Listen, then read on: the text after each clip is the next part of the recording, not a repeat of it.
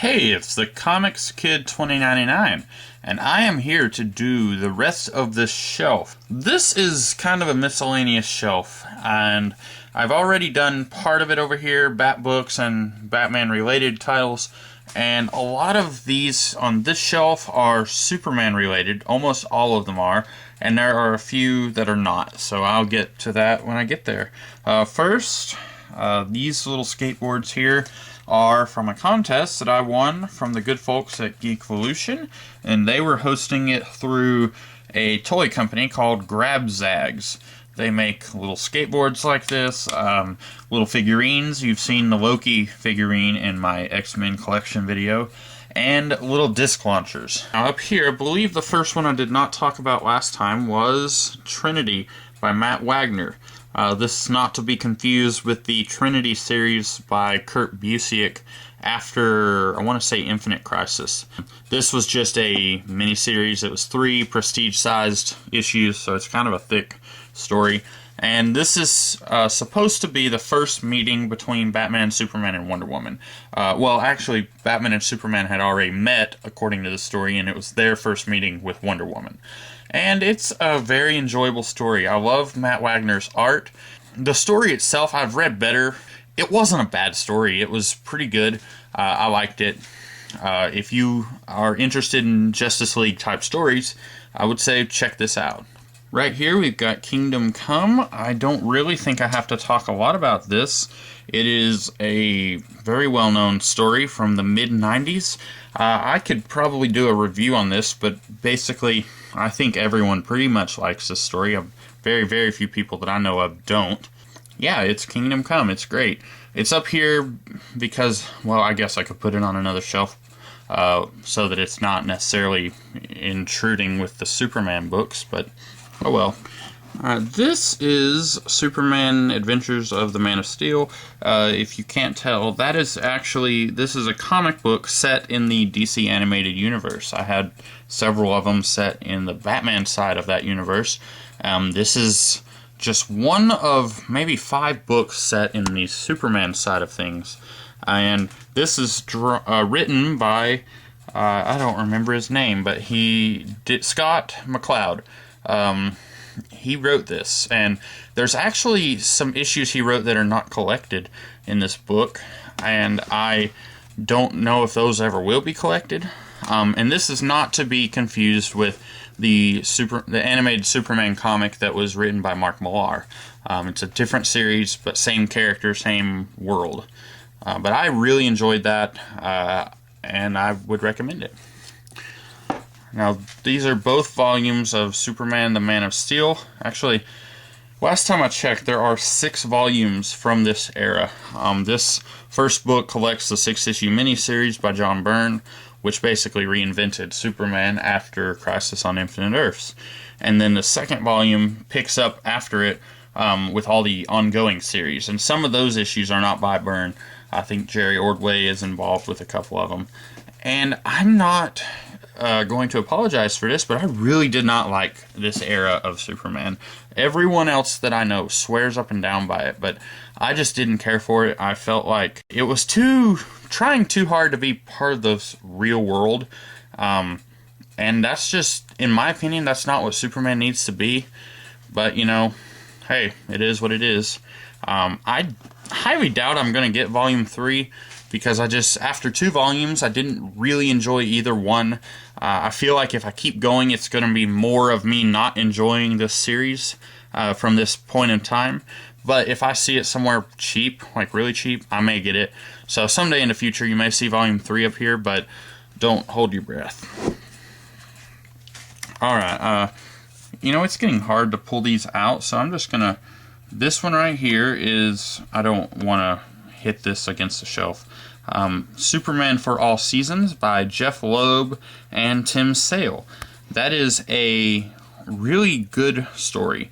I know a lot of people, it's become popular in the last, I don't know, 5 to 6 years. It's become really popular to bash on Jeff Loeb. I actually really like this story. And I know I said in my first Batman collection video that I did not like The Long Halloween, which is also by this team. I felt this story was really good. However, and it's been a little while since I've read Birthright. I'm pretty sure that For All Seasons is actually trying to... It feels like, to me, I vaguely recalled the plot of Birthright. It seems like they were taking plot elements from Birthright and just kind of putting a new twist on it. I may need to reread Birthright and see... I'm wondering if For All Seasons is actually supposed to fit in and around Birthright. Like, if... At the time, if For All Seasons was supposed to be canon, if Birthright was also supposed to be canon with it. And I don't especially care about which origin is canon, since we've had 78,000 Superman origins at this point. It doesn't really matter to me which one, as long as, I think I'm going to do a video someday about why I have trouble getting into Superman, but that's neither here nor there. This next volume, Superman Earth 1, yet another Superman story that I thought was terrible. I really hated this story, and everyone, like non-comic book readers and comic book readers, they were all like saying that this was the second coming. It was just brilliant. This made like New York Times bestseller list, and I just didn't see it. I didn't see what was so good about it. Definitely, I will not be getting any more books from that run. I know there recently was a sequel. I still plan to, if they do other Earth 1 books, like Batman Earth 1, I still plan to get, even though I'm not a huge fan of Geoff Johns. I'm not just swearing off that entire little line of books, but I am swearing off Superman books by J. Michael Straczynski, I think, at this point. Superman Action Comics by Grant Morrison. This is the first 8 issues of the New 52 Action Comics series. I may do a video on this one. I had a couple people asking me if I had read some stuff from the New 52. This is one of 2 stories from the New 52 that I've read. I'm thinking now I am definitely going to do a video, so I won't even tell you my thoughts on it. But I just recently got that a few days ago.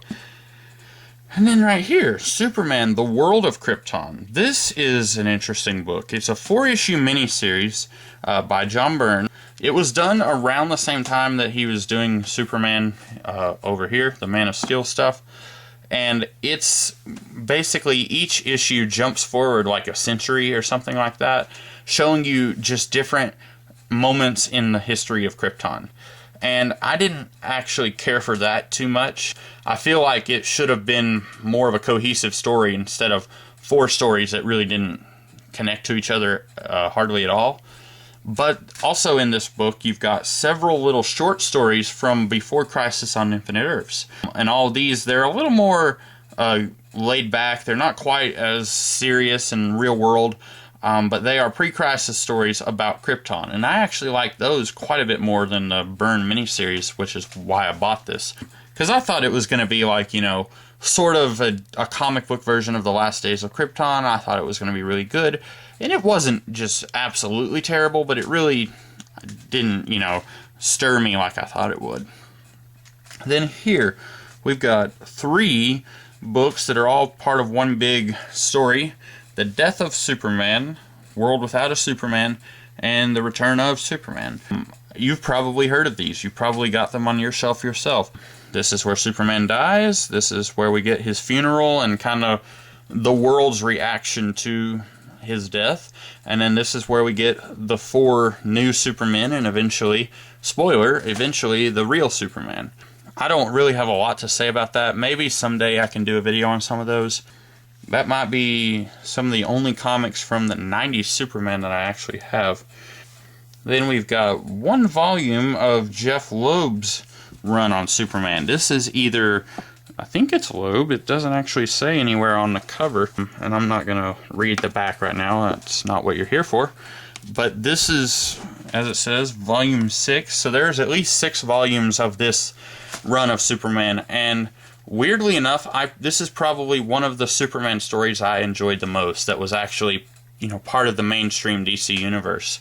And I can get into that later when I do my video on why I can't get into Superman comics or why I seem to have trouble. But this was a part of a longer, I guess, a run.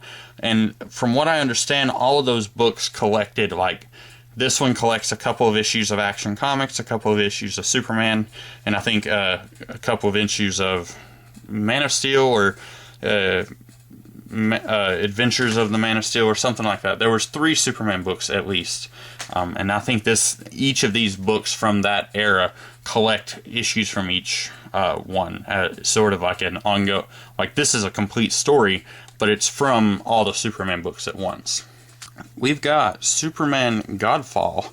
I got this, and actually I enjoyed this one too. I remember this was probably early 2000s when this was solicited.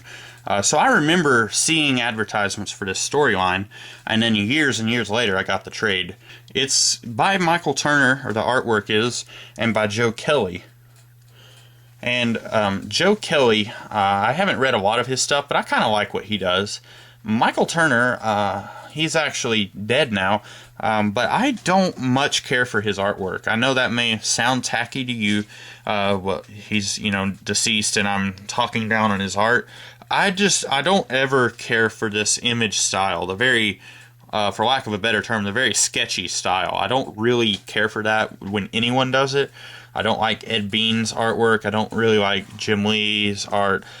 So it's not just this guy. The story itself I thought was very interesting. I may need to reread that one someday. Even if I don't do a video on it, that could be just a fun book to reread, I think. Lois and Clark, The New Adventures of Superman. Do not let this cover fool you. This is not like an adaptation of the live-action television show from the 90s. This is actually comic books from the Byrne run that are just about Lois and Clark's kind of budding relationship and friendship and then later romance. I don't remember who selected these, but it's a random assortment of issues. There's not like an ongoing story here. It's just a bunch of issues, and the only thing they have in common is that Lois and Clark's friendship is kind of at the fore. I enjoyed that one pretty well. Despite my not really caring about the John Byrne era, I think this was actually a little bit later. There might be one issue by Byrne in here, but I enjoyed it okay. That may be another one that I should reread someday. Now this crossover, Superman Our Worlds at War. This seems to be a running theme with me. I get a crossover like this, or I get a story. See, this is available in 2 books, and I got these for a birthday, I think. And then I read them, and not even 3 months later, DC starts soliciting, oh, we're putting this crossover out in one big massive volume. And I'm just ripping my hair out because I've already got these smaller volumes, and if I'm not mistaken, the bigger volume actually collects more than these 2 put together. So it's one of those things I still haven't gotten around to seeing if that bigger volume has more of the issues, or even replacing these if it does. But what's weird about this is, even though they're both titled Superman Our Worlds at War, this really was more of a DC Universe crossover. As I recall, the first book had quite a bit of Superman. It had a lot of, Action Comics issues, Superman issues, Man of Steel, stuff like that. The second book had almost no Superman in it. It was all like DC Universe stuff. Last Son. This is written by Jeff Johns, who I've mentioned already in this video, and Richard Donner, the director of the first 1.5 Superman movies. And this is from after Infinite Crisis. This was part of their DC's 1 year later line, where all of their books jump forward 1 year. And I had always intended to get this because I thought, you know what, I've always kind of had trouble getting into Superman. All of these books are jumping forward 1 year. It's going to be a great jumping on point for people like me who haven't been reading Superman, and maybe I can get into this. No, I didn't like this book. Actually, fun story, I got it for free. Somebody accidentally sent it to me when I had ordered a different book, and then I emailed them and I said, look, you sent this to me. And he said, oh, okay, well you can just keep it. So I did. I'm happy that I got a free book, but I didn't really like it. So I guess that's good that I didn't have to pay money for something that I ultimately would not have enjoyed. But you can probably expect a video about that book specifically someday soon. Now here we've got 4 Superman Elseworlds books. I'll just kind of go through all of these. Son of Superman by Howard Chaykin and I don't know this gentleman's name, David Tishiman. Son of Superman is basically what it sounds like. It's set, I don't know, 30, 40 years in the future. Superman and Lois have a son, and this is his story. It's been a very long time since I've read it. I remember enjoying it back then, but this was before to be frank, I was an idiot back then, and I enjoyed stories that I felt like now are really bad. So maybe this book doesn't hold up as I remember it, but I did enjoy it back then. Also, we've got Red Sun. That is by Mark Millar, and it is one of the only things written by Mark Millar that I actually like. And you've probably read it yourself. You've at least heard of it, I think. The premise is Superman lands in Russia in the late 1930s instead of Kansas in America. And it just kind of, from there, it goes, well, what would happen if he did that? And it's handled very well. It's not really done out of taste. It's not cartoonishly weird. It's done well, I think. That's another one I probably should reread just for the fun of it.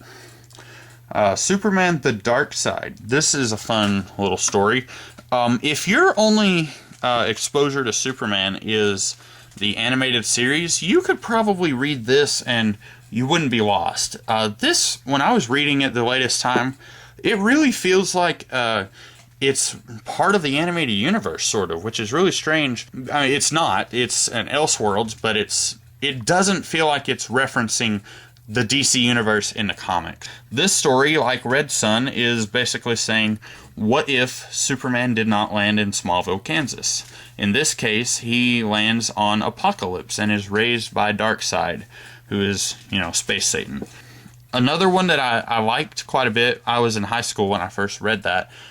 It's not quite as good as I remembered it being, but, it's not a horrible story. I enjoyed it, and I'll probably reread it again someday. My favorite Superman story, period. Superman: Secret Identity. This is written by Kurt Busiek and drawn by Stuart Immonen. You've probably seen Immonen's art elsewhere. But this book is, first of all, it's not actually the Superman like from here or here. It's a guy who lives in the real world, and his name is Clark Kent. And in the real world, there are Superman comics, there's Superman movies, Superman TV shows, and he basically says, I hate this, I hate that everyone calls me, they make jokes about me being Superboy, and it's a really fantastic story. I don't want to give too much away, but it's, actually I think it's coming back into print, but when I got this, I managed to find it somewhere. It was not in print. It took me a very long time to find this, and I finally did. And it is a remarkable read. Easily my favorite Superman story.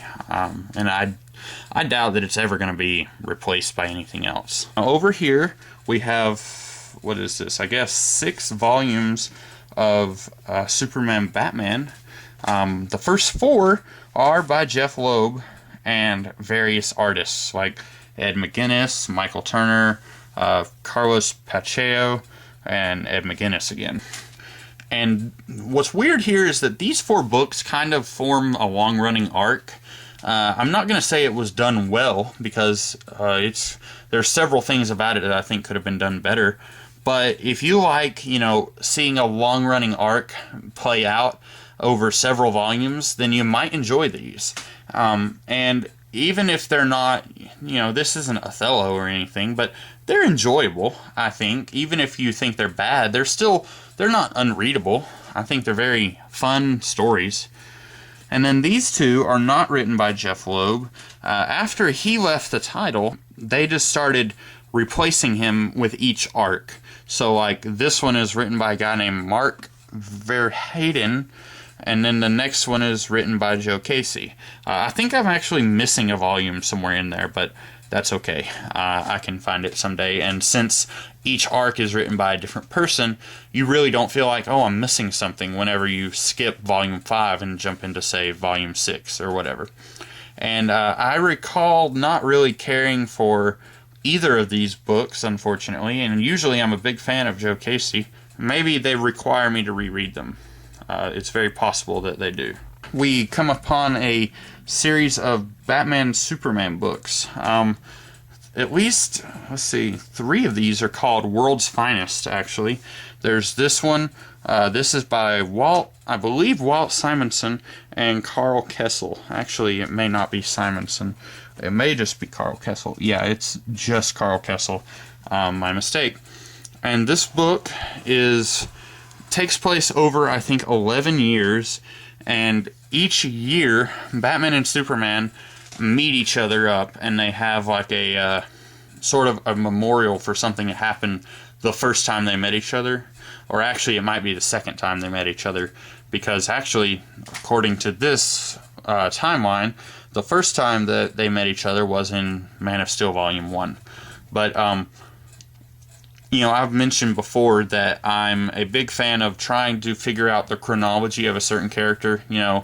Where does this Superman story fit in the grand scheme of things, especially with Batman. Actually, Batman more so than Superman. And if you are also into that sort of thing, this book is highly helpful for that. You can find out, okay, this kind of goes here, this goes there. Unfortunately, also, if you're into that sort of thing, it doesn't entirely work, but it's a good vague guideline, if you will. As a story, though, I didn't particularly care for it. I thought there was quite a bit of it that felt very contrived. But I wasn't expecting it to be just magnificent, but I think it could have been better. I'll say this, it was an ambitious project, and for that I applaud it. And then my favorite World's Finest story, this is written by Dave Gibbons and drawn by Steve Rude. This is another Superman and Batman story. What more can I say? This is the best of the Superman Batman stories that I've read, though. But if you like seeing, Superman and Batman team up and see the typical, Batman's dark, Superman's light, that sort of thing, this is that, and it's also done really well. Now this one, I actually looked this one up. I found it in a comic book store somewhere. I looked it up and couldn't even find it online. So it must not be a very easy to find book, but you don't really have to worry about that. I didn't enjoy this. This is drawn by Dan Brereton, who I've said before, I do not really like Brereton's artwork. And this is written by Walt Simonson. That's what I was thinking of earlier.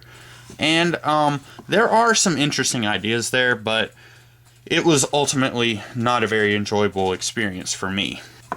We have these 2 books, Superman Batman Generations, and then the sequel, Generations 2. The concept is that Batman and Superman first appeared in Superman first appeared in 1938, and Batman first appeared in 1939. And from there, it's a 4-issue miniseries. Each issue is prestige-sized, and each issue has 2 stories.